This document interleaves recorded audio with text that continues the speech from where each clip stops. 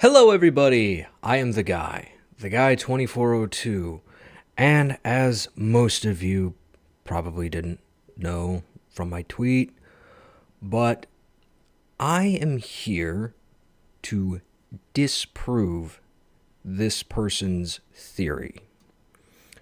Before we get started, I have already watched this video before, and this is not a hate video. For those of you who probably aren't going to read what my description of this video is, I'm going to repeat myself. This is not a hate video. What this is disproving his theory and debunking his debunking. And despite what I might say, this is not a hate video. I am very furious as a Zelda fan. As somebody who's played through Ocarina of Time, Majora's Mask, Twilight Princess, as well as several other Zelda games, I am very much offended by this video.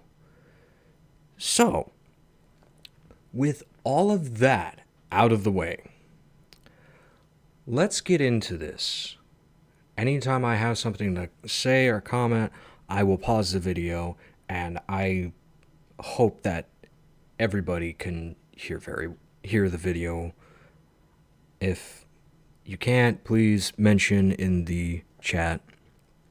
And if I do miss something, please let me know, because this is going off of my knowledge and memory alone. I do not have anything that I can just pull up out of the bag. Although I have come a little bit prepared for something that comes later in the video. Now, without further ado, let's get on to this quote-unquote debunking. Although I accepted life as the hero, I could not convey the lessons of that life to those who came after. At last, I have eased my regrets.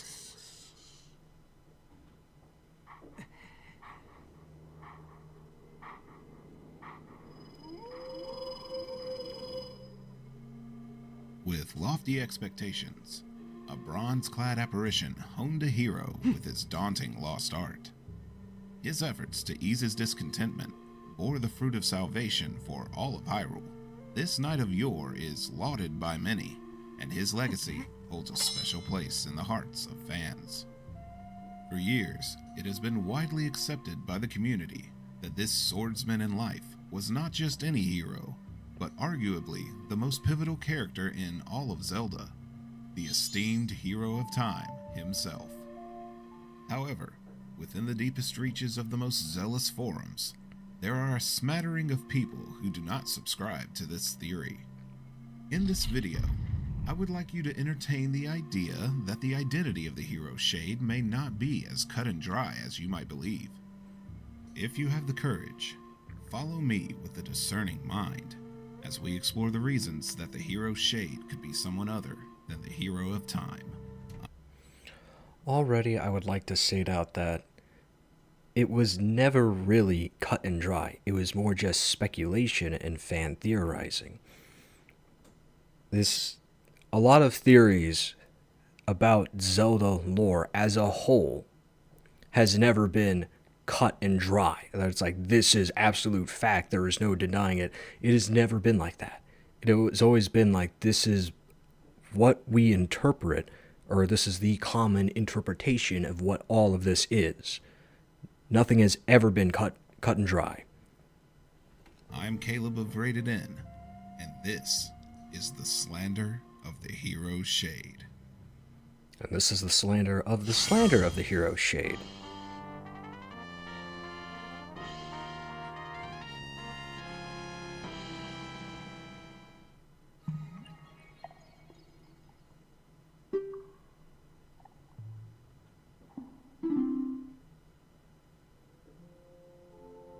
Over the years since Twilight Princess's release, there have been a bounty of artworks, fanfictions, and theories, all settled in the idea that the hero of time and the hero shade are one and the same. Among these works, you will likely see depictions of Link wearing the Shade's armor in a pristine condition, or the hero with a grievous wound to the eye. While these creations are quite good, they do illuminate a core discrepancy between Ocarina of Time's hero and the being we see in Twilight Princess: aesthetics. Let's consider some of the aesthetic differences between these two.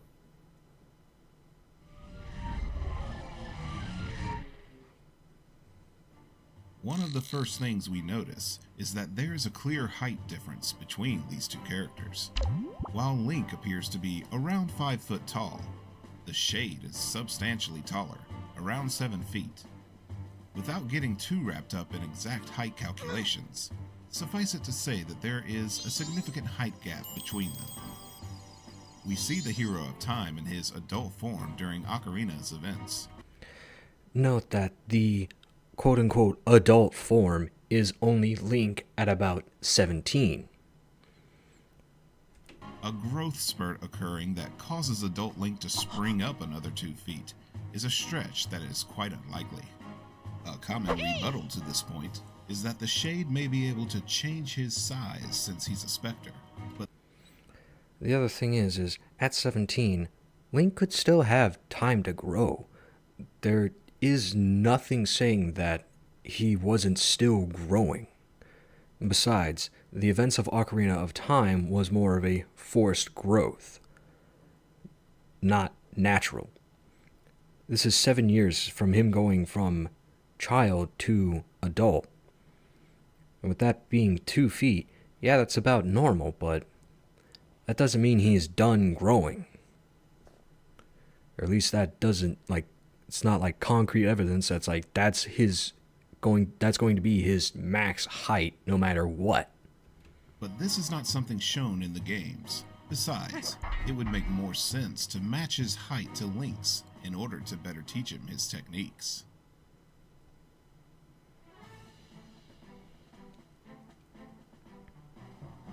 The Shade's armor is certainly a far cry from the green tunic that is so familiar to the hero. Most believe this armor to be from his days as a Knight of Hyrule, and that may very well be true. In fact, there are several examples of armor much like the Shade's throughout the series.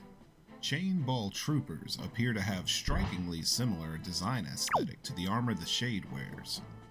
Inspecting this example from Four Swords Adventures shows that there are several matching features. There are curved horns on the helmet, the color is bronze or gold, the red eyes. As you look through other Hyrule soldiers, you will Hello, also see some Xylon examples Chase of here. Am I left-handed saying that knights, right? just I hope I said that right. But hello and welcome to this video. like the Shade. With these facts in mind, it is fair to say that finding a left-handed heroic knight clad in bronze might be a bit more common than at first glance. These things shouldn't be dismissed as traits that only the hero of Time could fit. Besides, we do see a bronze armor that is fitted for Link called the Magic Armor, and it looks quite different from the style that the hero Shade wears. There is a theory about the magic armor being more royal armor because it matches Twilight Princess Zelda's armor that she somewhat has in her character design, and also how it drains rupees in exchange for making the wearer receive 0 damage.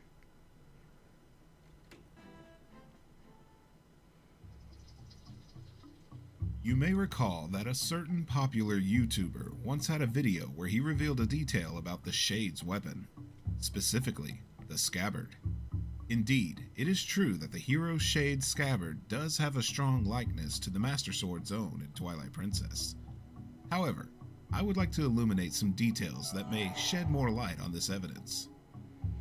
The existence of Master Sword replicas is nothing new. In fact, the replica swords have existed since the Master Sword's first appearance in A Link to the Past. In a few areas of the Lost Woods, fake Master Swords can be found that briefly fool the hero into thinking that they are the genuine article. Even in the era of Breath of the Wild, Hyrule still attempts to replicate the Master Sword in the form of the Royal Guard sword. With this trend in mind, Let's have a look at the scabbard. Comparing the Shade scabbard to the actual Master Swords, we can see a notable symbol is missing. Here, the Triforce symbol is very obviously absent from the Shade scabbard. Along with this, the actual blade itself has only simple similarities with the blade of Evil's Bane. I would like to point out, though, however, side by side, look at the comparison here. If you look from the start, the hilt of the blade is the exact same all the way down.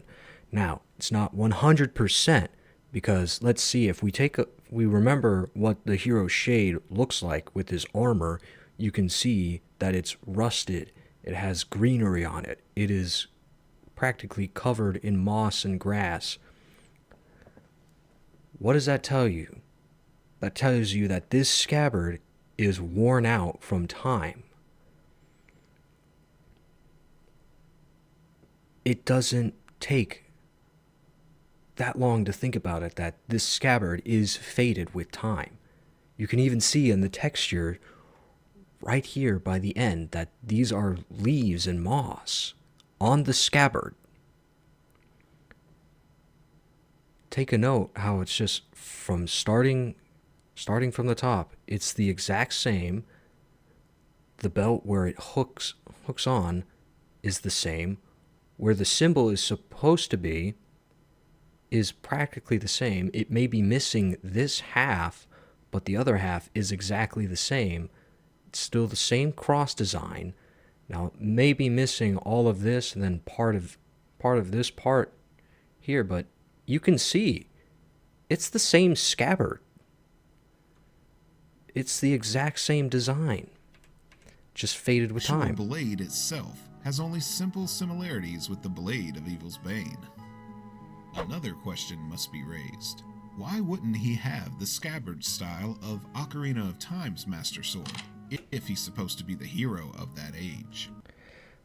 Now that is actually a decent question, but then let me ask you, if you had a short sword and your sword broke, and then I gave you a different sword, say like a long sword or a shorter sword, why would you keep the scabbard of that same short sword if your new sword would not fit in that scabbard? That is why it is not the same scabbard, is because his sword is much too big for the scabbard of the Master Sword in Ocarina of Time. It doesn't take that long to think about it. As a side note, the Shade also wears his scabbard at his hip, while the Hero of Time, as well as other Links, wear theirs on their backs. Before he continues, I'd also like to point out, have you ever heard of uniforms? He may want to wear it on his back, but due to it being a uniform, he has to wear it on his hip. That, and it's also practical to have a long sword holstered onto your hip rather than your back, so that way you can draw it out easier. The only reason why Link is most commonly depicted of having his sword on his back is because it's a game, it's fantasy, and they can get away with just clipping the sword in and out of the sheath, impractical. But if you were to put this into reality, as I have seen in one video of a cosplayer trying to pull out the Master Sword, he couldn't because the blade was too long. It was a great cosplay, very great, but the show of realism, even when the statement I've made in Smash Ultimate, how Link, in one of his taunts, pulls the scabbard down so he can sheath his sword, even applying that, it still is hard to draw a long sword from your back. That's why he has it at his hip. It's easier to draw. Could it be that the ghostly knight once wielded one of the replicas of the Master Sword during a time of his own? Well, I mean, you see him wielding a replica sword. well, well, maybe not a replica sword, but a different sword. Why else would he have a different scabbard for a different sword?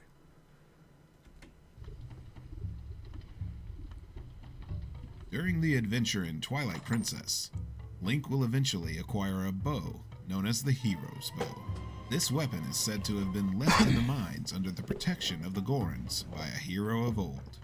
It is this item that fans have claimed supports the theory that the Hero of Time is the Hero's Shade. This bow found in Twilight Princess shares the same name as the Hero of Time's bow during the events of Majora's Mask. However, the well-seasoned theorist will know that these are not the only instances of the Hero's Bow in the series.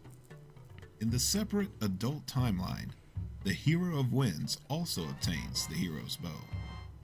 Since the Hero of Time only ever uses the fairy bow in this timeline, it may mean that this is a different weapon. Advocates of this theory may also point to the similar aesthetics of the Majora's Mask and Twilight Princess bows in order to claim that they are one and the same. We can observe that they both have metallic flanges at the center, as well as wooden protrusions on the inner curve. However, just because there are similarities in design does not mean that they are the same. For example, Link is not the only person with a bow like this in Twilight Princess. Ashe, a Saturnine female member of the Resistance, also carries her own bow. A quick look at the model of it shows us that it is nearly identical to the Hero's Bow. This logic can also apply to the Hero's Bow in Wind Waker, where aesthetically identical bows appear in Phantom Hourglass and Spirit Tracks, but under a different name. Before he continues, I would like to point out that he may be right that it's not the same bow, but that doesn't mean he didn't commission a bow maker to make him that bow.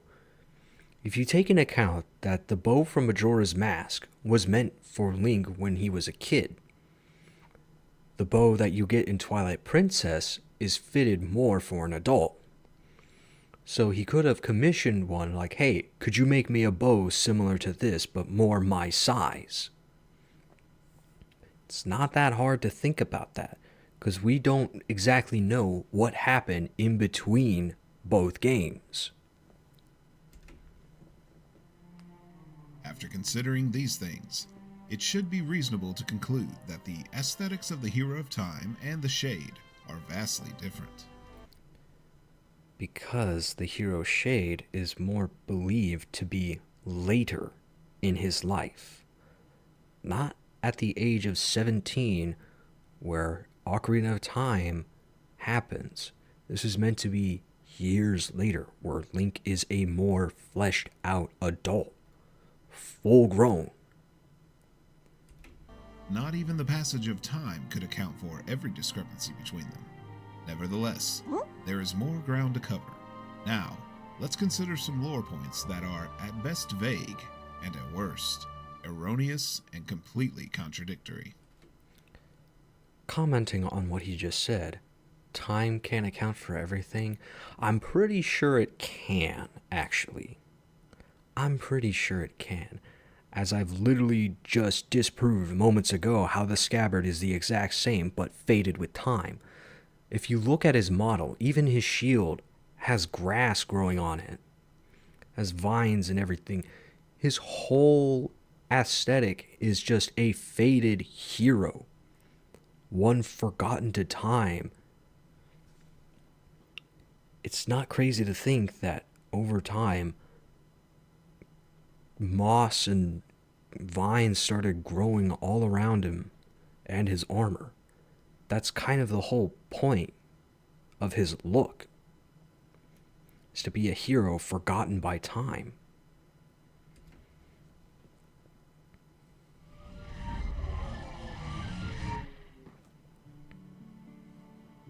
If you've made it this far into the video, I'd like to thank you for hearing me out on this topic.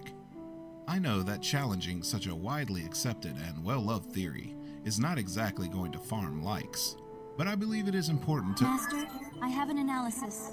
Statistics indicate that only 2.2% of midway through Fees. Anyway, by the idea that the shade to share quality. Anyway, Don't in the need any next of that. section, I'd like to share some lore discrepancies and conundrums generated by the idea that the shade is the hero from Ocarina. One small theory believed by some is that Ocarina Link became the shade after a journey through the Lost Woods gone wrong. They claim that this fate turned him into a Stalfos.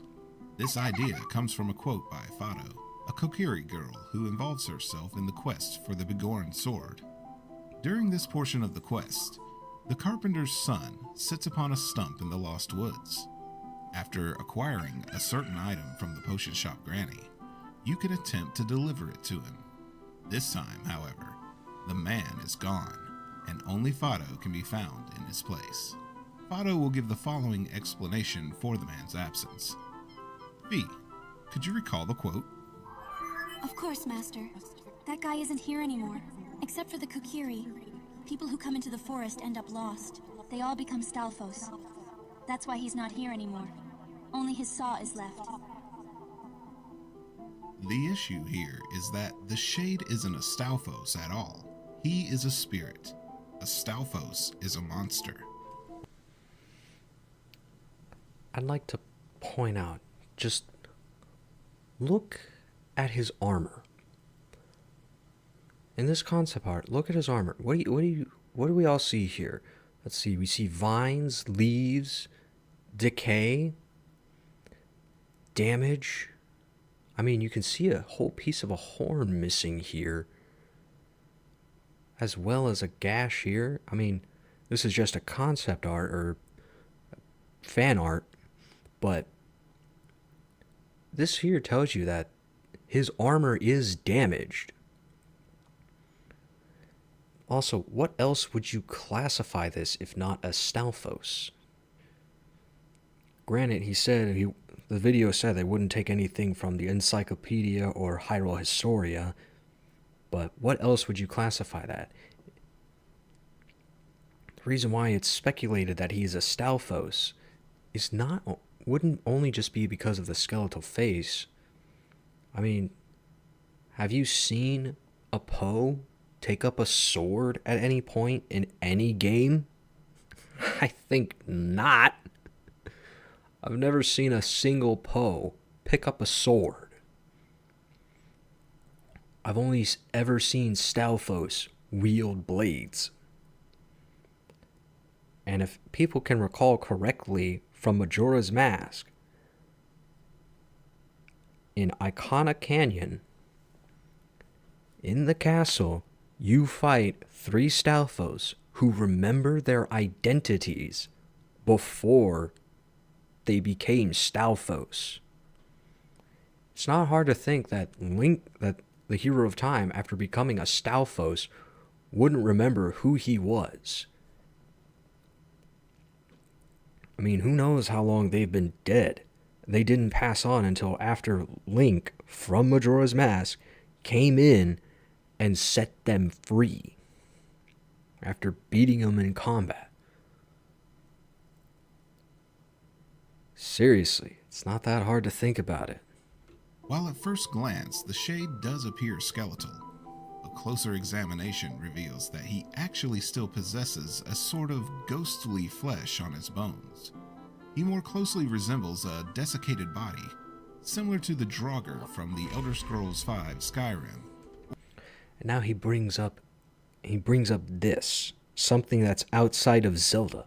You cannot bring something outside of Zelda if you're talking about something inside of Zelda. That right there, I classify that as just straight up cheating there. Because why would you take up something outside of Zelda to put in something that is inside of Zelda? Why would you do that? I would classify that as cheating to disprove this theory. Or the mummified Ganondorf in Tears of the Kingdom. That would be a more logical We can even compare thing. the Shade's body to the Stalfos we see in Twilight Princess, and we can easily see that there are some pretty obvious differences between the two. But you're not going to point them out. One of the strongest arguments used to support the theory that the Hero of Time became the Hero Shade is the presence of the Howling Stones. These stones are scattered across Hyrule, and they create familiar melodies when the wind blows across them. One of the first things we notice about them is that they are branded with the Sheikah Eye symbol. Occam's razor might suggest that it was the Sheikah who created these stones. The songs associated with these statues are ones that the Hero of Time knew, so it would be easy to conclude that the identity of the Golden Wolf summoned by these songs may actually be the hero from Ocarina. Before he continues, the Howling Stone having the Sheikah Eye, who else would you attribute that to? Of course they would be made by the Sheikah. I mean, seriously, have you ever seen anything made by the royal family or common Hylians and they use the Sheikah symbol? I'd like to see that.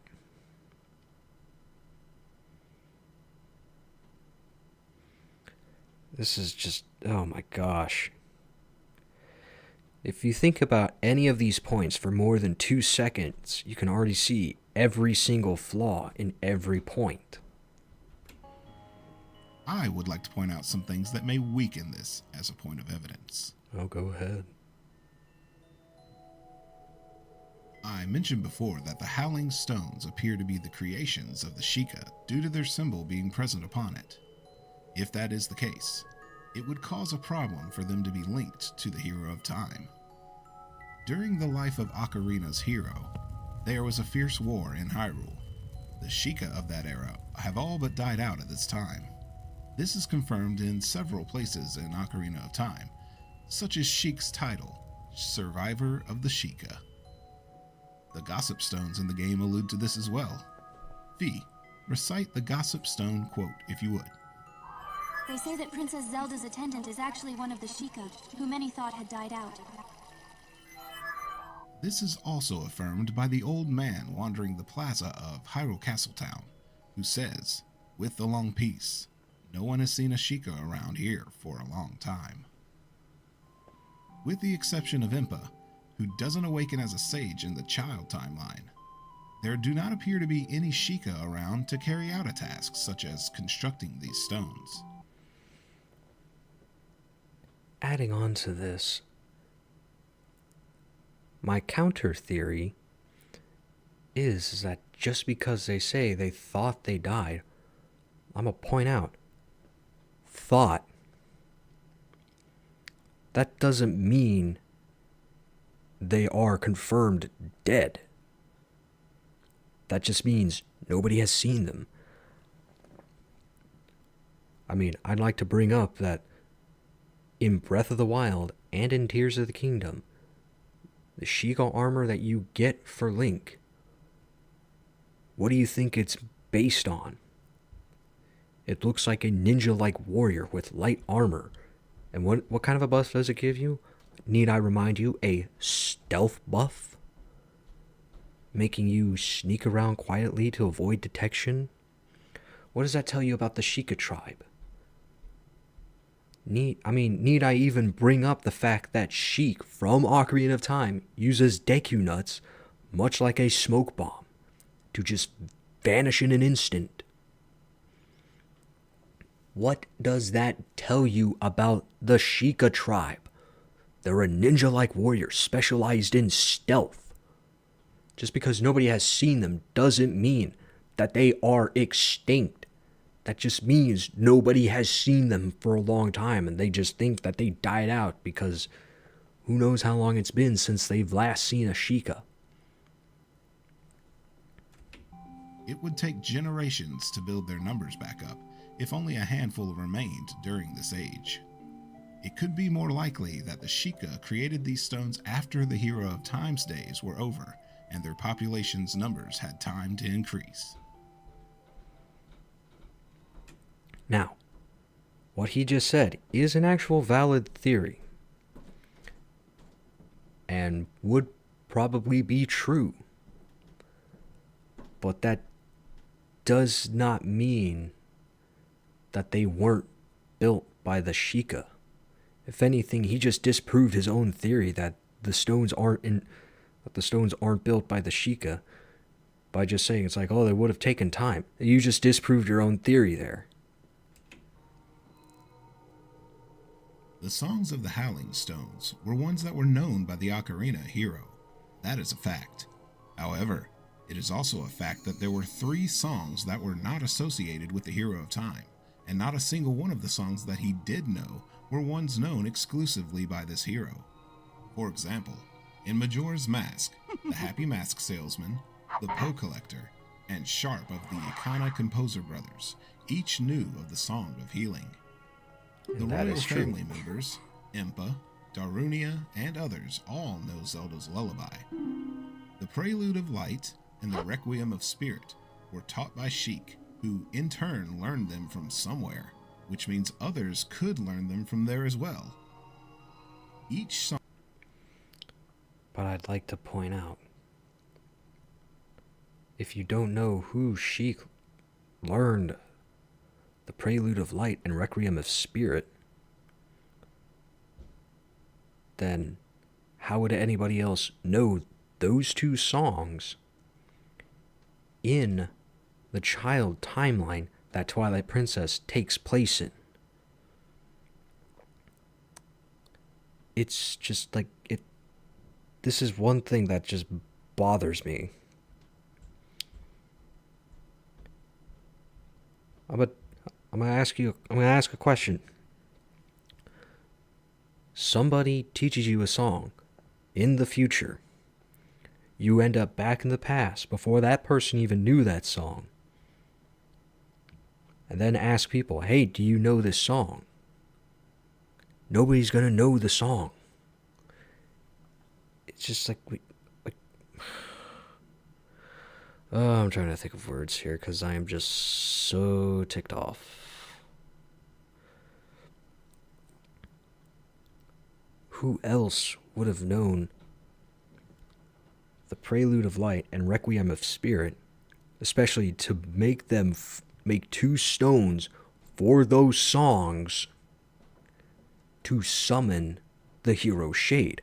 How would they know to do those songs unless Ocarina of Time Link taught these songs in the child era and say to give them that idea?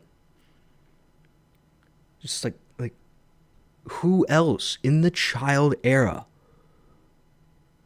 would say, hey, I know these songs, let me teach you these songs? Song that was known by the Hero of Time was also known by other people. Because the possibility exists that others could spread those songs, we cannot say for certain that it was Ocarina Link that is the one associated with the Howling Stones. Aside from this, the fact that Ocarina Link did not know a few of the songs means that it is possible that another hero might be the one tied to the stones instead. Many believe that Ocarina Link simply learned the unfamiliar songs later in life. While that is one possibility, I'd like you to consider another one as well. Perhaps the Hero of Time passed down the songs he knew, and a descendant of his was the one to pick up the additional songs. This would cover for the time needed for the Sheikah to recover their numbers and create the Howling Stones, as well as account for the songs. It even preserves an association with the Hero of Time. That is a valid fact. But then, why didn't it summon the hero descendant? I mean, it's even stated that Twilight Princess Link is a descendant from the Hero of Time.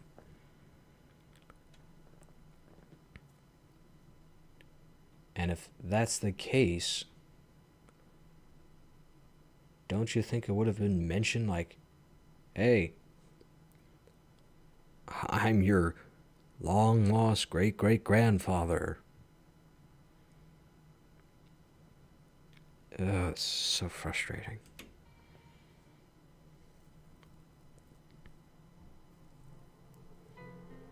Another point to consider is one of the songs mentioned earlier, the Song of Healing. According to the Happy Mask Salesman, this song has the power to heal evil magic and troubled spirits.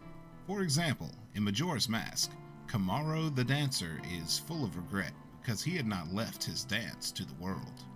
Using the Song of Healing, Link was able to ease his regrets. Doesn't this sound familiar? The hero's shade also tells us of his lingering regrets. He states, Although I accepted life as the hero, I could not convey the lessons of that life to those who came after. At last, I have eased my regrets. I'd like you to consider this. Wouldn't it cause a problem to suggest that the hero of time would allow himself to be filled with regret to the point that he becomes the Shade? He has the cure for those regrets at his fingertips in the form of the Song of Healing, so he need not carry such a burden. The idea of the hero of time carrying this kind of regret doesn't make much sense in light of this. But let me add on to that. Each time you're required to play the Song of Healing, Link doesn't heal himself. It has to be played to him. Because if you remember, even when removing the Deku mask at the very beginning of Majora's Mask, the Happy Mask Salesman played as a demonstration, but also to remove the curse placed on Link. It was, at least that's not what I think. Although you are taught that song, and after Link plays it, he is freed from that curse, I'd like to point out that every time Link played it, he was playing it for somebody. He played it for Darumani, I think. I'm not remembering. I can't remember his name correctly. But but Mikau, or Macau, he played the Song of Healing for Macau. And he played the Song of Healing for the Goron leader. Not only that, but for the scientist who is being turned into a Gibdo. And for Sharp. Seriously, it's like... Actually, no, wait.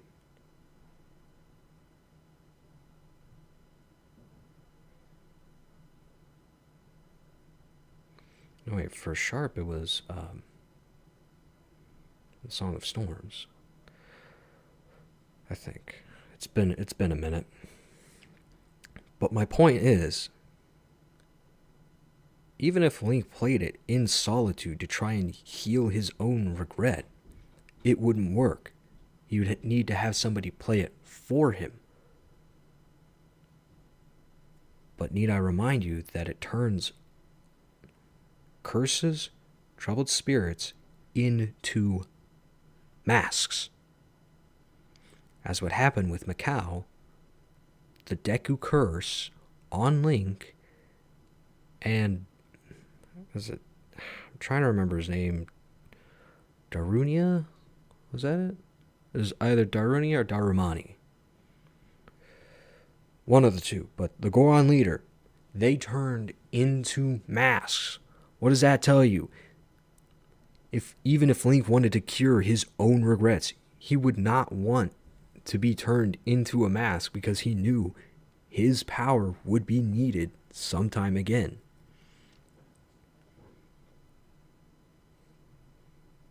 So why be turned into a mask when he himself can do it and is still physically able? Unlike the Goron leader who is already dead, Macau who is gravely wounded. It makes no sense. Even if he did have the cure, it wouldn't be that much help, because he'd be turning himself into a mask. Even if he taught the song to somebody, it would still turn him into a mask. So this whole thing about the Song of Healing is just utter nonsense and taken out of context. Oh, good lord. Ignore The hero that. Shade appears to us in the form of a golden wolf when he is summoned with the Howling Stones. This Lupin warrior will speak to the hero of Twilight about the spirit of a beast, in reference to the connection between the two of them. Other characters, such as the Light Spirits or Telma, will also remark about how Link is like a beast. These references bring up this question though: what relation does the hero of time have to a wolf? If he and the Shade are supposed to be the same person, why doesn't the hero of time have any connections with wolves like the Shade and the Twilight hero do? And I can answer that question perfectly. Let me ask you, how would you describe somebody who killed all of the monsters in the different temples of Ocarina of Time and Majora's Mask? You would not only call that person a hero, but something of a beast. Because let me tell you, those monsters were no cakewalk. It's kind of not hard to think about it if you think of all the accomplishments of the hero of time in both Ocarina and Majora's. It's not that hard to come to a conclusion that, yeah, that dude is kind of a beast. It's not that hard to think about it.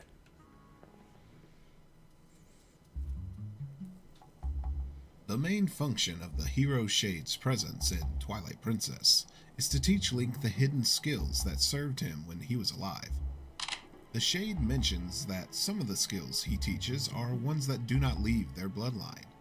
That is to say, the bloodline of the hero.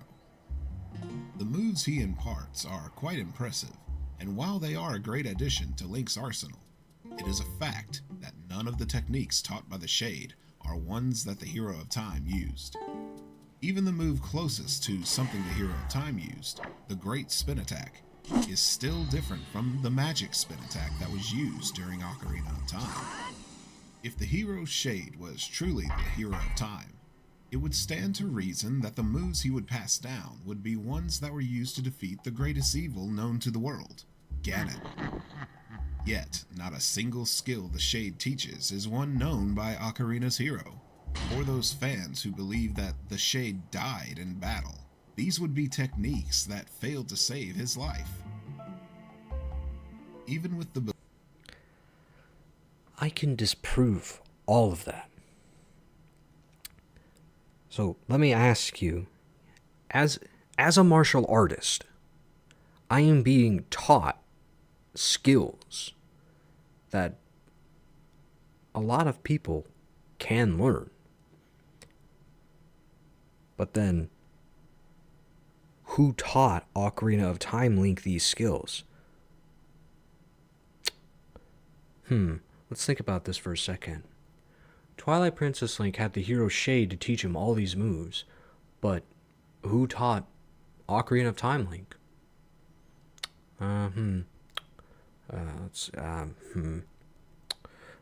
Oh, right.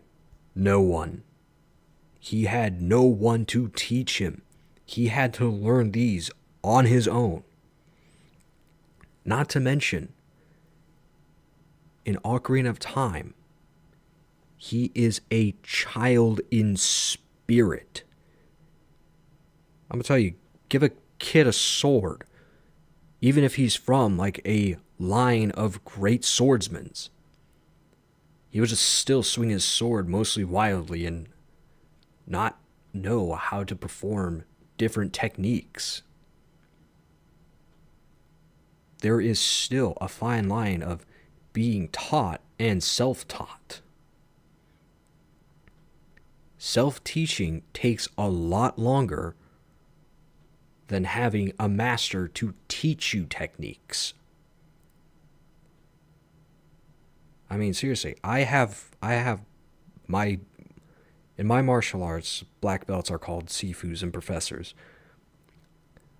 I have sifus who teach me the techniques that I use in this martial arts style. If I was self-taught, I would be doing these techniques vastly different in my own interpretation of what I read from the book that they give me. So, yeah. There was nobody to teach the hero of time these techniques. He had to learn them on his own. And as for the theory that he died in battle, well, let me ask you, it probably wasn't just like a one-on-one fight. It was probably just like a horde of enemies. Because I can ask my Sifu, just like, how many people do you think you could take on before you would eventually fall? And they probably wouldn't give a big answer, even if they had a weapon. Eventually, they would get worn out and tired and fall. Now, of course, we don't normally see Link getting tired all the time in the fights that he's in. But I can guarantee you, even a master can be overwhelmed. You can ask any master of any kind of martial arts or any kind of fighting style or anything that involves combat. You can ask them that, yeah, eventually you will fall. It doesn't matter how good you are or how experienced, eventually you will fall. There is no denying, because it only takes one mistake. Everybody loses once. So, with that in account, even Link, the hero of time, being a master, swinging around a sword, carrying a heavy shield and armor, would eventually get worn out and tired to the point where he would fall.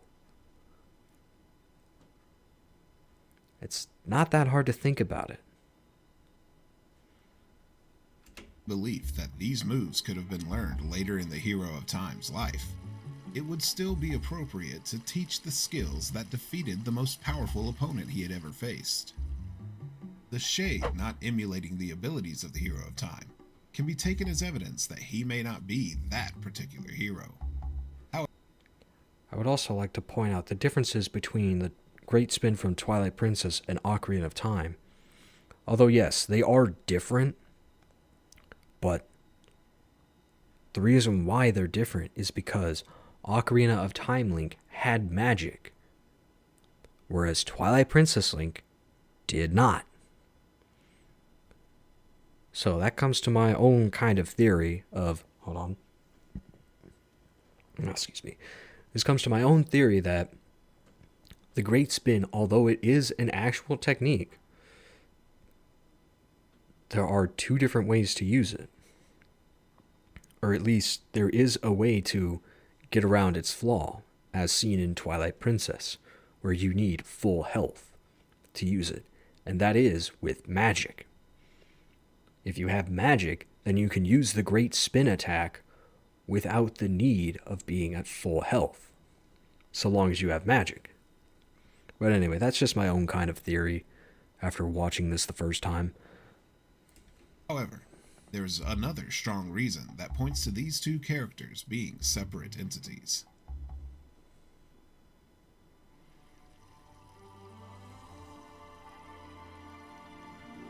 This is a big thing that ticked me off. Throughout the Hidden Skills training, the Shade will repeatedly mention that Link, Actually, I'll save this for later. though destined to be the hero of legend, has not yet risen to that station. The hero's Shade believes that only after mastering the techniques he teaches will Link ascend to hero status. These comments from him are directly contradictory to information about the parameters of the hero that comes from other characters. I would like to say that what he just said is false. The hero Shade is acknowledging that yes, you are the destined hero, but as you are now, you will fail. and you will not be a hero because you will fail. So let me teach you these things so that you will not fail and be a hero. Twilight Link already possessed proof that he was the hero of legend even before meeting the Shade. That is fact. That the Shade would have recognized if he was actually the hero of time. And he did, though. This is what I'm talking about. Let me go back. Let me go back and listen carefully to what he says. Already possessed proof that he was the hero of legend even before meeting the Shade. Proof that the Shade would have recognized if he was actually the hero of time. This is just so contradictory. I'll even go back to Has not yet this text right here. You may be destined to become the hero of legend. He knows that this Link here is going to be the next hero. Because he says right here, you may be destined to become the hero of legend. He knows this is the next Link in line to be the hero. It's already disproved that that the hero Shade knows who this Link is and knows his destiny. I mean, seriously, look at this text right here from the game. It says right here, he knows who this is. Another thing to point out, who else would be able to transform into a wolf if not the next hero? Seriously, how does it not connect that the hero Shade does know who this Link is and knows his destiny? How? Even without understanding, even without knowing the whole theory that the hero Shade is the hero of time, and that the hero Shade is just a past Link, like a past hero, just like any past hero of whatever before Twilight Princess. The hero Shade recognizes that Twilight Princess Link is the next hero of legend, is the next hero incarnate. Because, like, oh my gosh. This is just so out of left field and just entirely not true. The hero Shade does know this is the next hero of legend.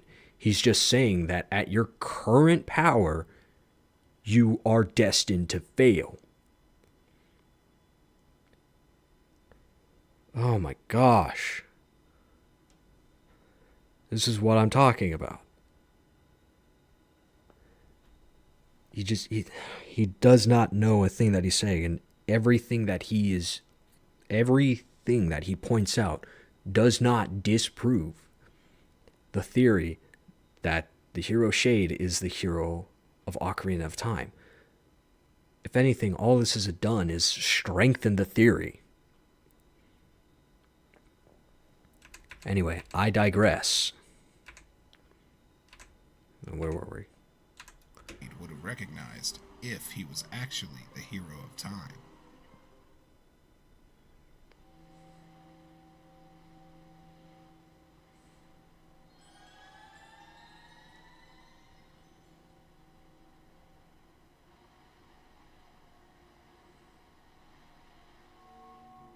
Let's consider the mark of the Triforce which Link bears on the back of his hand. In the Wind Waker, the King of Red Lions states that the mark of the Triforce is proof that Link is the hero. He's not the only one to make this statement. The goddess Hylia herself makes it plain that this is a fact. Fee, if you would be so kind. Certainly, Master. Her Grace once spoke these words.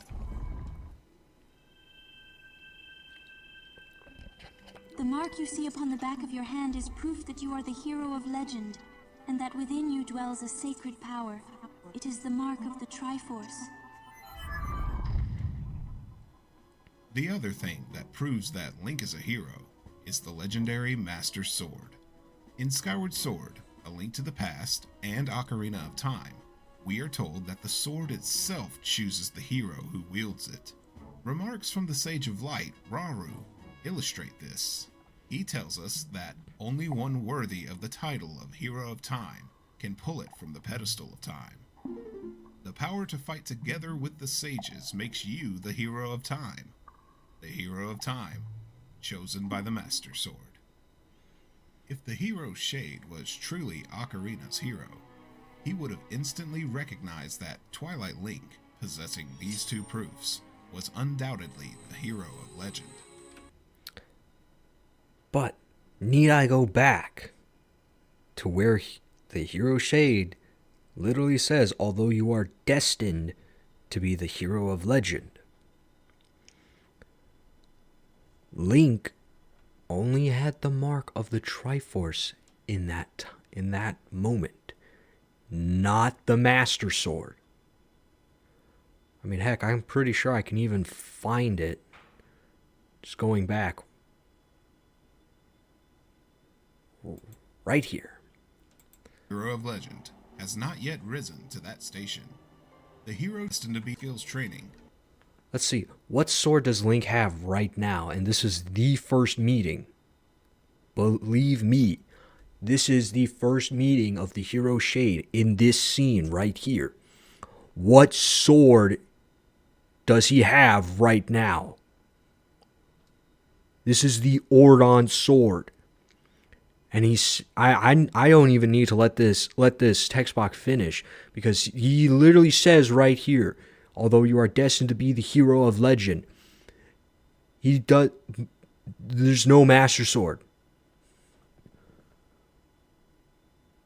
The fact that this guy brings up saying it's like oh, the hero Shade doesn't know that this is the next hero, that is just completely not true.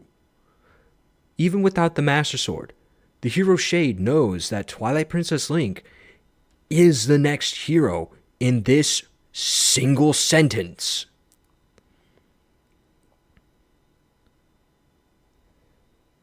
Oh my gosh, is just absolutely annoying. Was undoubtedly the hero of legend.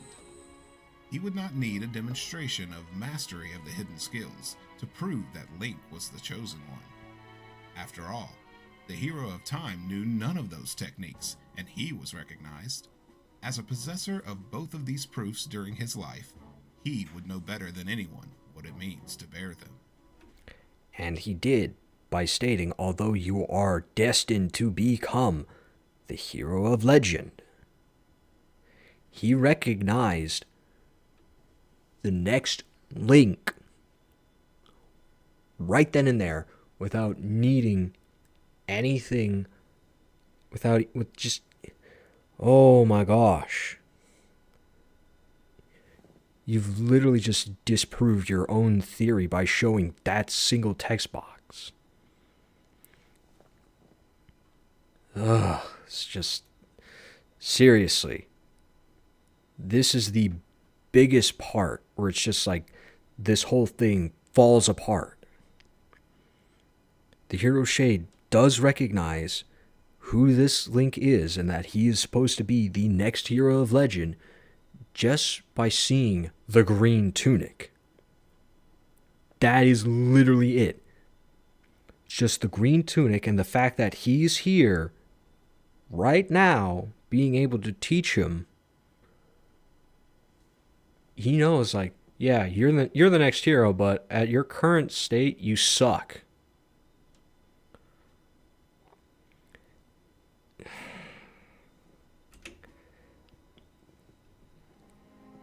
Nothing but misinterpretations of text. In light of all this, it seems to be getting more likely that our armored apparition may have been a hero who had neither the mark of the Triforce nor the Master Sword during his adventures.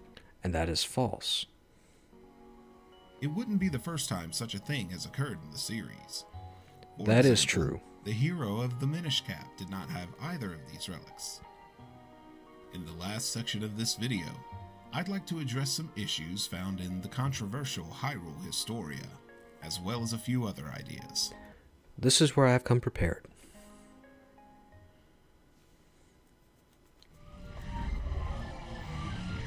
This is where I have come prepared. In this final section, I'd like to address the main peddler of this theory, the Hyrule Historia. Some of you may already know this, but Rated N does not rely on the Historia, Encyclopedia, or other books when it comes to the lore of these games. Unless otherwise stated, we always try to use information that was sourced directly from the games themselves, such as the cutscenes or Japanese texts. There are too many errors within the books for me to consider them reliable sources of lore, and in this upcoming section, I'll show you a couple of examples of why I feel this way, as well as some thoughts based on deduction. Once Poor again, deduction. I appreciate your patience in listening to this video.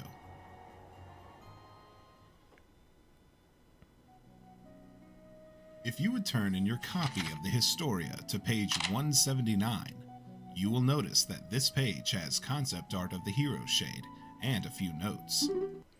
Now, this is where I have come prepared because I have pulled up this exact thing.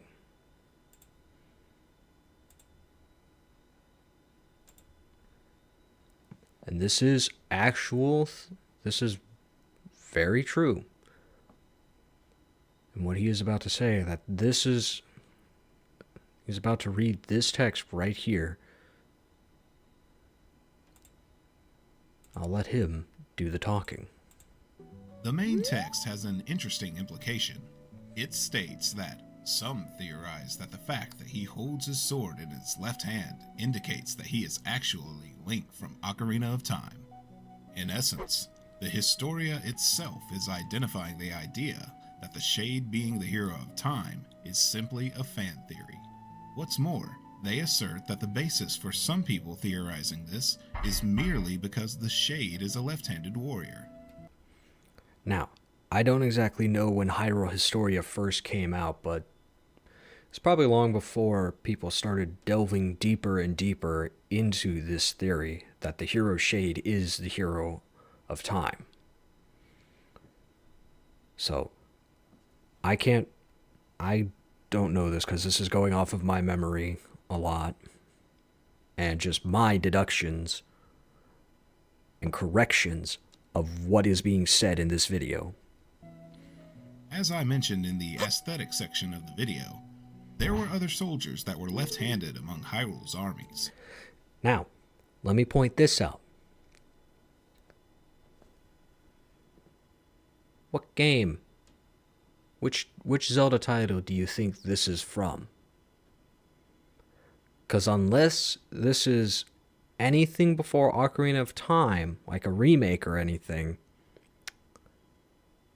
I do not believe there is a single knight that is left-handed like Link.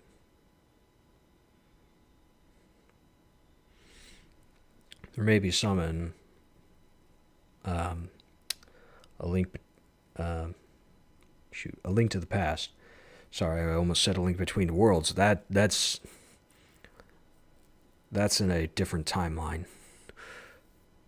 But in A Link to the Past, maybe. But he chose this model for left-handed. I'm pretty sure this model is from most likely A Link Between Worlds. Maybe Triforce Heroes. But I'd like to see a left-handed knight from a game that takes place before Ocarina. Therefore, being left-handed is flimsy evidence for the Shade being the hero of time. I'd also like to point out the concept art shown on this page of the Historia. A few different designs are shown here. One of them is even a female swordswoman. What this tells us is that the hero shade was not considered to be Ocarina's link in the minds of the developers. Let me just state something. Concept art.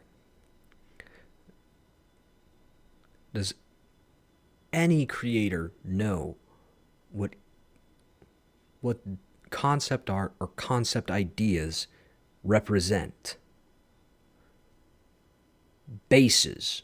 They represent a base foundation of just like, okay, here's what we have. Let's try and build off of this, improve this, and make this work until we get the final design that we all agree on. Okay, yeah, this is good. That is the whole point of concept art, concept ideas. That's the whole point of concept. This is the before thoughts. If it was the case, they certainly wouldn't have considered a samurai or female form for the shade, as these don't line up with the Hero of Time at all. Although that may be true, but that doesn't mean it didn't help with creating the Hero's Shade's armor.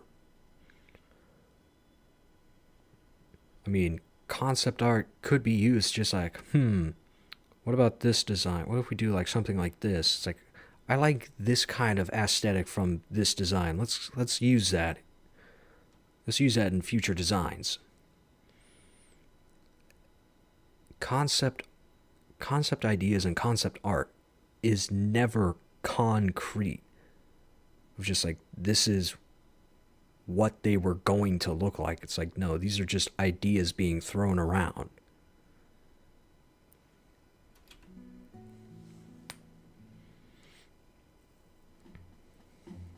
At last, we have arrived to the foundation of people's belief in this theory. Hyrule Historia, page 118, lists the... I'm going to disprove this fact so hard. I'll let him continue. well-known portion of text on which this idea hinges. The Hero of Time is directly stated to be the hero's shade here. It goes on to explain the reason for the spirit's lingering presence. He lamented the fact he was not remembered as a hero. It is this statement that causes an issue. This claim is 100% false according to the hero shade's actual... I was about to say something, but I'm going to let him finish. words. Have a listen for yourself. Actually, before he continues, let me point out Shade's actual words. this Have text. a listen.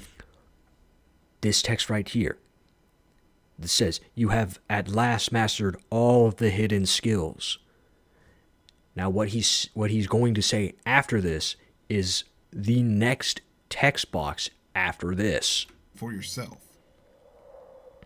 Although I accepted life as the hero, I could not convey the lessons of that life to those who came after.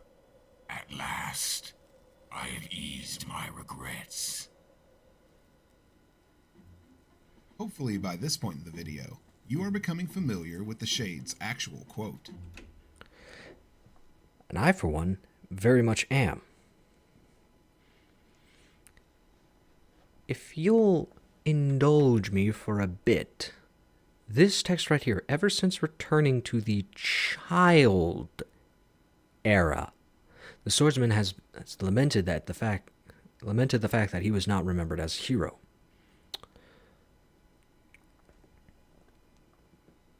What is the first game in the child era that takes place after Ocarina of Time? That is Majora's Mask.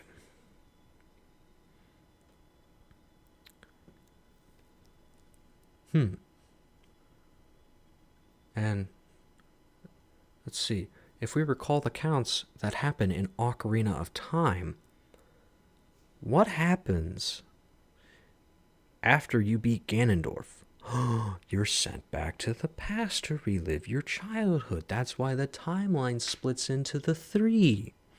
the hero fails timeline, where Link didn't beat Ganon, and then the hero succeed, which has the two subcategories as of the child era and the adult era.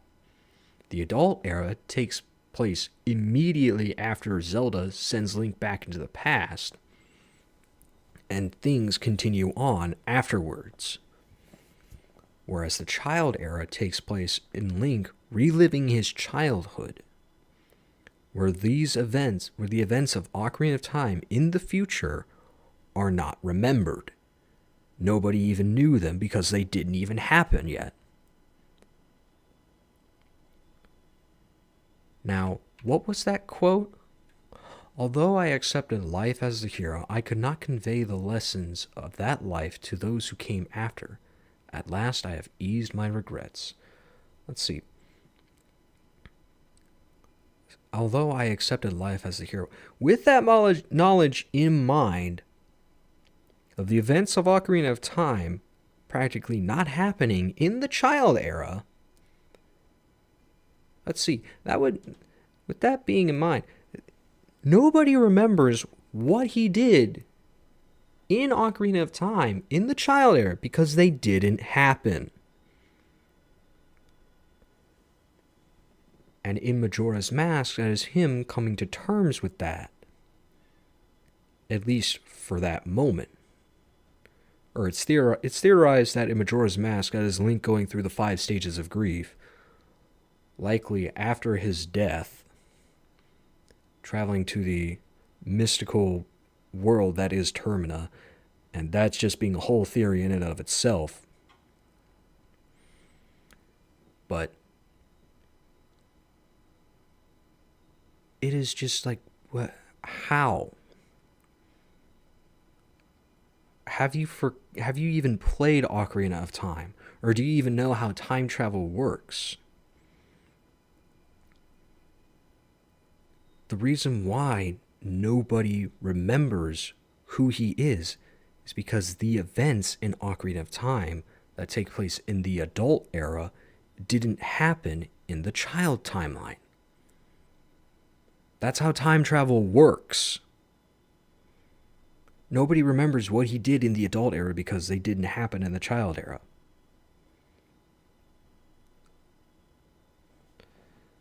It's just common sense. If you think about it for 2 seconds. Of that life to those who came after. At last, I have eased my regrets. Also, this takes place after you've learned the last skill. Hopefully by this point in the video, you are becoming familiar with the Shade's actual quote. The Hyrule Historia is incorrect in stating that the Shade regrets not being remembered as a hero. His true regret is that he could not pass down his lessons to future generations. Mistakes like these call the credibility of the books into question. Nevertheless, what if this line from the Historia is just additional lore, not a mistake? Even in that case, the Historia is still wrong. Yet, he doesn't even explain how it's wrong. But I just stated how it's still correct. Although it may not be the sole reason, it is still additional lore. It's not wrong. I'm not going to continue. Claims that the hero of time was not remembered as a hero, but the games themselves debunk this assertion. During the intro of Majora's Mask, an essential bit of lore is told to us that debunks the idea that Link was not remembered as a hero. Fee, could you help me out one more time? Of course. I will access the records in my memory. In the land of Hyrule, there echoes a legend. A legend held dearly by the royal family that tells of a boy who, after battling evil and saving Hyrule, crept away from the land that had made him a legend.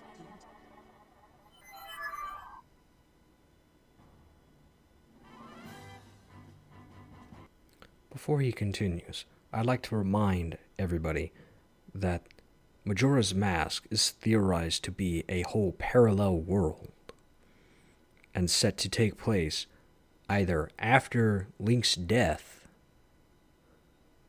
or something else, because I I honestly don't remember the entire theory of all that. But Terminator just remains a mystery, but is definitely said to take place immediately after the events of Ocarina of Time, when Link is sent back in time to relive his childhood. But that's a whole different thing, and I can't remember the details of that, and that would be a whole lot to remember and to explain. But that doesn't mean that doesn't mean it debunks it. I mean, even still, I'll let him continue before I go on. As you just heard, the legend of the Hero of Time is one that was held dearly by the royal family. This means that the most important people in the world regarded Link highly. Furthermore, we know that Link, upon arriving in the child timeline, revealed the mark on his hand to the royal family as proof of his status as the hero. This is evidenced by the fact that he possessed both the refitted Kokiri sword and the hero shield at the beginning of Majora's Mask. The secret treasure of the royal family, the Ocarina of Time, has been rightfully placed into his possession once again, tokens of his recognized status as the hero. In addition to this, it is likely that young Link would regain the recognition of the Gorons and the Zoras in the child timeline. Remember, Link arrived at a point in the child timeline where the Gorons were still starving, and Princess Ruto was swallowed by Jabu Jabu. I am going to point out that that statement is entirely false, and here's why. If anybody who has played Ocarina of Time can recall how you even get the Master Sword. Let's see, there are a total of 4 keys, technically 5 keys, needed to open the Door of Time into the Sacred Realm to get the Master Sword. Let's see, you need the Kokiri's Emerald, which you get from the Deku Tree, and then he sends you off to find Princess Zelda, and then she has the whole recognition, like, oh, you're the boy from the dream. Go get the other things needed to open the Door of Time so that we can stop Ganondorf from entering the Sacred Realm. So then you go to the Gorons, you get the Goron Ruby, helping them, making them no longer starving. So let's see, there's also the Goron Ruby, and then the Zora Sapphire you get after you save Princess Ruto.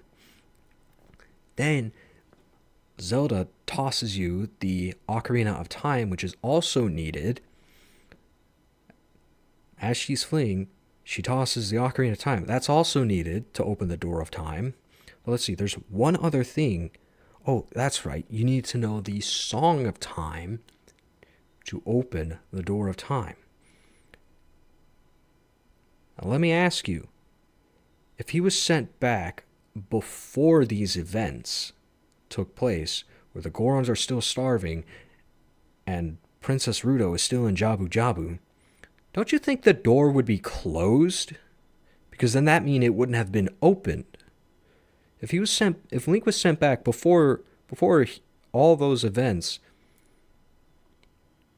and didn't help them, the door would be closed, creating a somewhat of a paradox where his past self is still doing that, hasn't pulled the sword yet, and there would be 2 Links in the child era.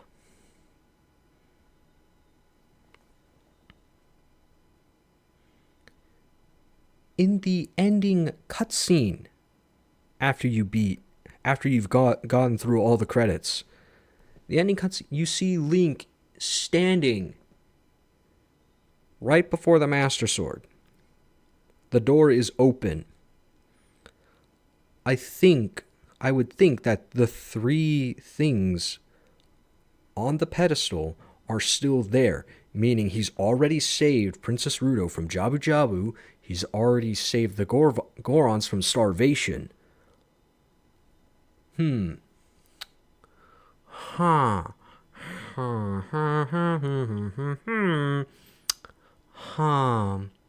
think those things are still open.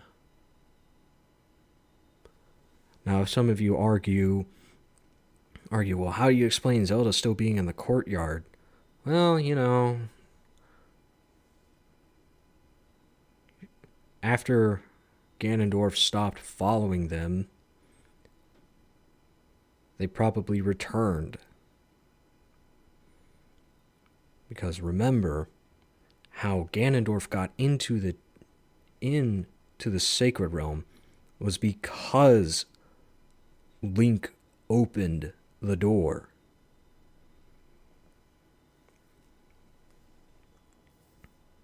That's why. And because Link was pretty much sent back right before that moment, Ganondorf couldn't have gotten into the Sacred Realm. And that was after he stopped chasing Princess Zelda and Impa, which they probably went back to the castle to where it was probably recovered or whatever. I don't have all the answers, but I can assure you it is not way before Link helped the Gorons and the Zoro, because then the door would be closed, leaving him to pretty much die in that room alone. Unless he was able to climb the smooth stone wall into the window, I don't think he would have gotten out of there. That's where I think this statement is entirely false. Both of these problems would need to be handled again, and this time, Link has the foreknowledge and experience to easily deal with these issues. I'd also like to point out, yeah, it could have been handled again, but he wouldn't really need to handle them again. Because the whole point of handling those situations were to get the Goron Ruby and the Zora Sapphire in order to get to the Master Sword. But now that there's no need for it, and he proved, and in the Child Timeline, he exposed Ganondorf for the evil that he is, there would be no need to open that door again. Addressing these dilemmas would once again earn Link the recognition as hero in the eyes of these peoples. Yeah, for probably only about like 5 weeks or so before everybody's like, oh yeah, hey, it's the kid. Yeah, he's a nice kid. It wouldn't be very... It just wouldn't be that much of praise. Briefly, I'd like to mention a couple of thoughts that are worth considering on this video's topic. If you have any ideas to add to these, I would love to read over them in the comments section. Like the video and share it on your favorite Discord channel or forum as well. Many fans who believe that the Shade is the hero of time are under the impression that the hero Shade's red eye calls back to a time after Ocarina, where Link would become wounded or perish, leading to his transformation into the Shade.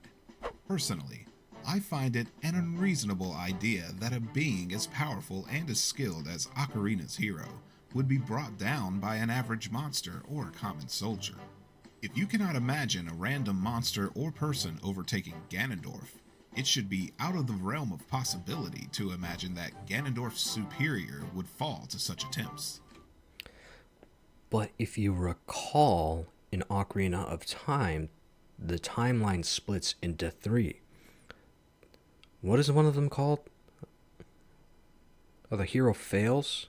Is that right? What does that imply? That implies Link did not beat Ganondorf, and Ganondorf beat Link. Also, I'd like to bring back up that, although, yes, he is right, Link wouldn't just fall to a common enemy, but a horde? Probably. Just wave after wave after wave. Eventually, he would get worn out to the point he is exhausted and can no longer keep up. I mean, let me ask you, if I gave you a weighted weapon and asks you, it's like, all right, go fight 20 guys all at once. Or one after another. After you beat one, you fight the next. No break.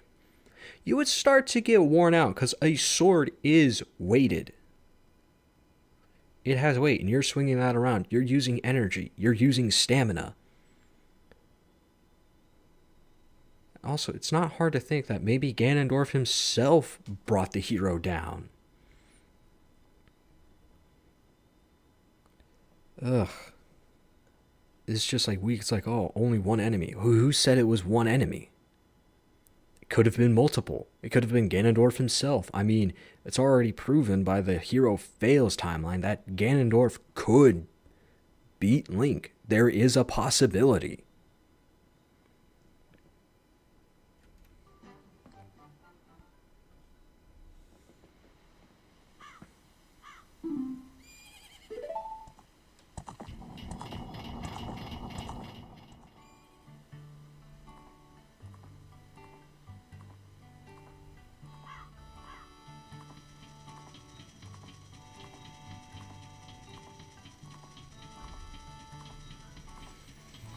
This upcoming theory is just him just throwing in his own personal thing. This honestly just feels The hero of Time's hardly life anything. after Majora's Mask is the topic of broad discussion, fanfics, and shipping. A small theory that people associate with the Shade story is that Link marries Hyrule's favorite farm girl, Milan. While there is a gossip stone that mentions that Milan is waiting for her Prince Charming to sweep her off her feet, I think that it is likely that Ocarina's Link decided to go with a different girl instead. Kind of. Romani or Crimea of Termina seem to be more likely candidates for Link to spend his life with.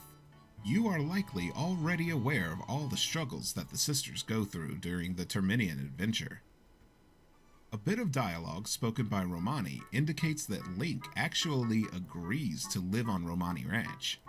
She states, Why don't you just live at the ranch? I'll lend you Romani's bed. My sister will be happy too. It's a great plan. So, it's decided. It appears to be implied that Link gives his consent to this arrangement. I would like to state out that that is false.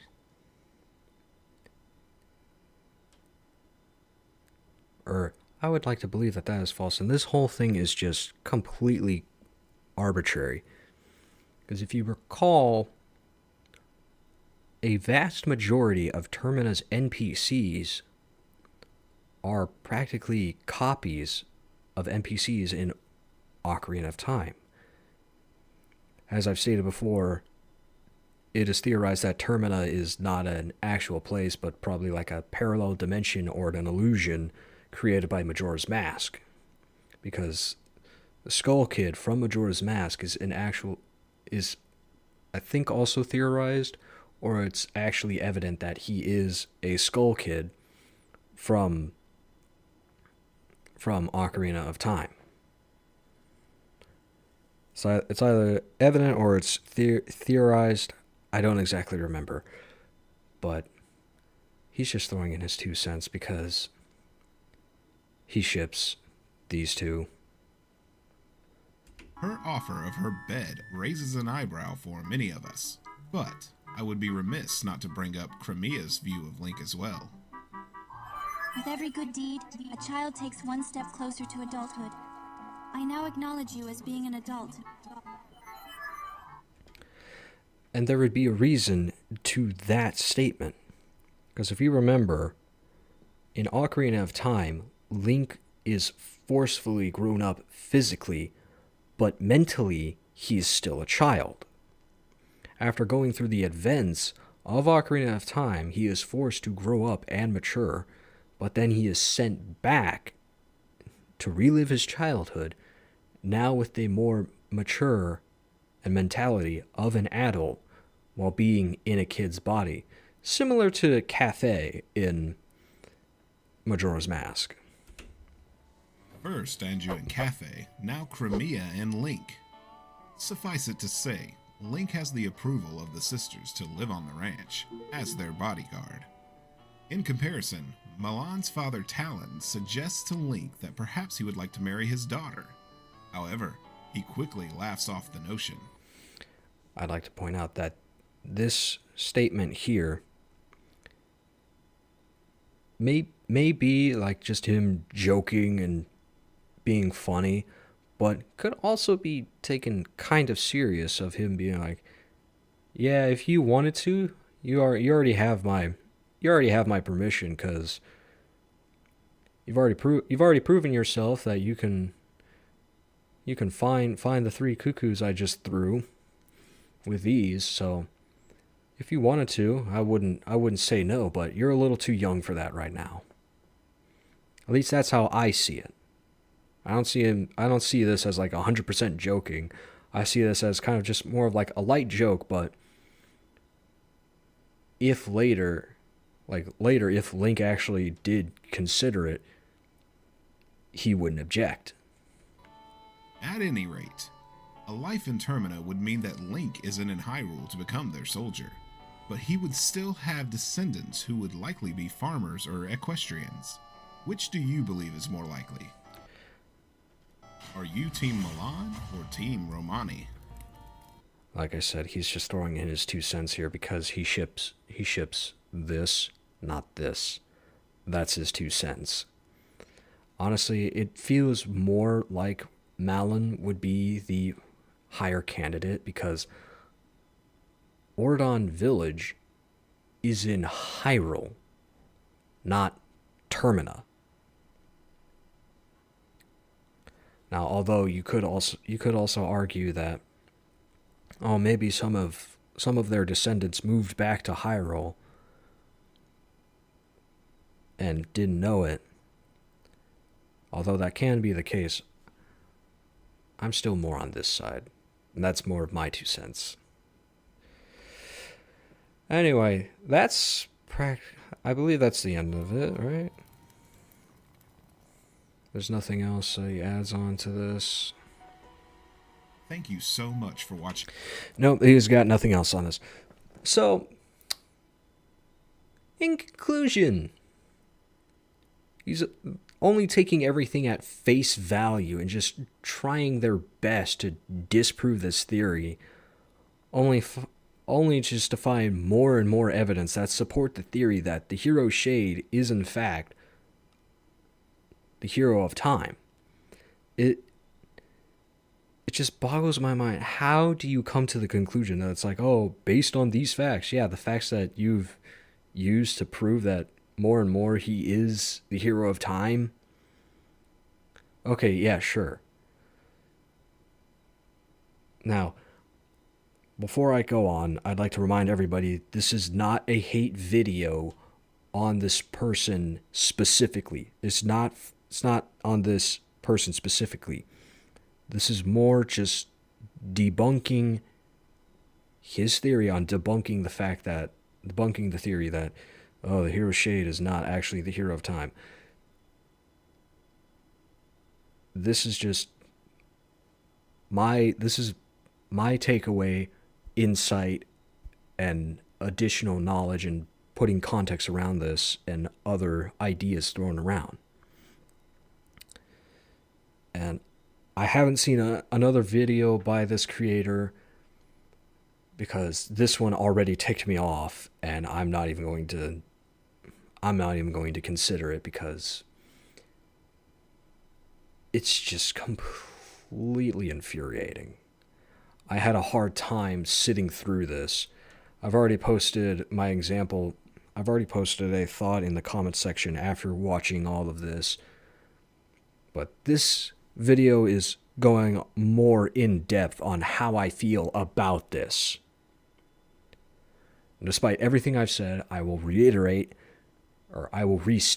this is not a hate video towards the creator.